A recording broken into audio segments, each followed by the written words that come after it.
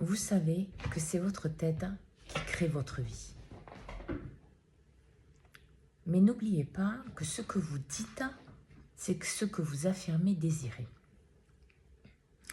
Beaucoup de gens disent par exemple qu'ils ont trouvé leur moitié.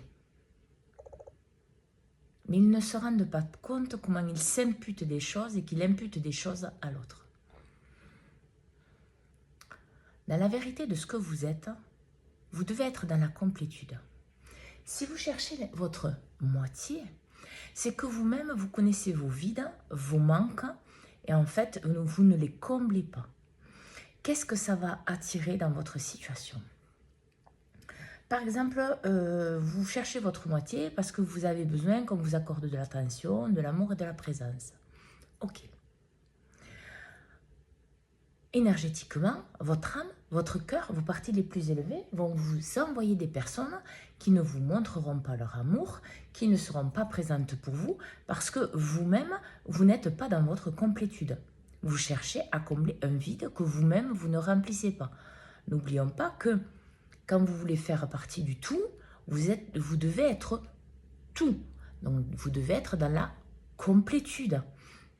Alors, forcément, vous allez avoir des schémas qui vont se réactiver, des mémoires qui vont se réactiver, parce qu'en fait, vous cherchez une béquille pour faire le travail à votre place.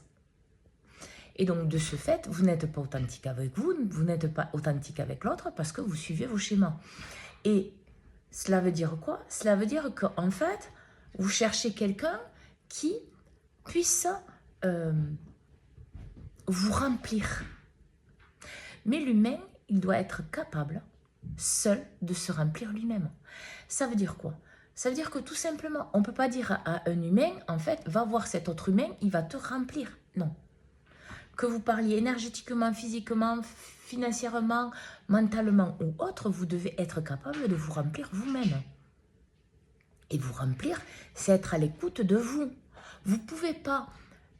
Parce que si vous demandez que l'autre soit votre moitié, vous ne serez jamais complet. Vous ne recevrez jamais ce que vous désirez. Parce que c'est normal, vous ne vous le donnez pas. Et comme vous ne vous le donnez pas, vous ne le recevrez pas. Alors, on parle du couple, ok, parce que je parlais de l'exemple de la moitié, mais ça peut être dans la famille, dans les amis ou autre.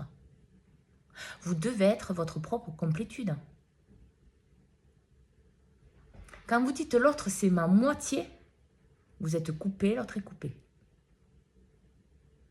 Ça veut dire que vous n'êtes pas dans les pleins pouvoirs de votre potentialité de cœur et d'âme. Mais l'autre non plus.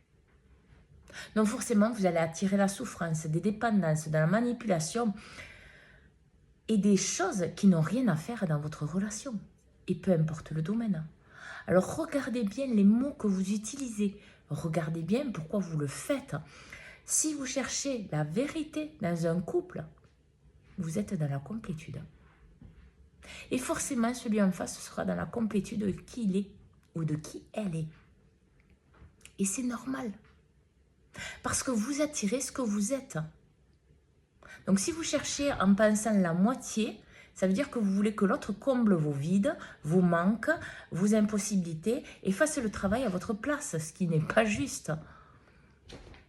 Par contre, quand vous êtes dans la complétude de ce que vous vous donnez à vous, dans la vérité de ce que vous êtes, vous attirerez une personne qui est dans la complétude.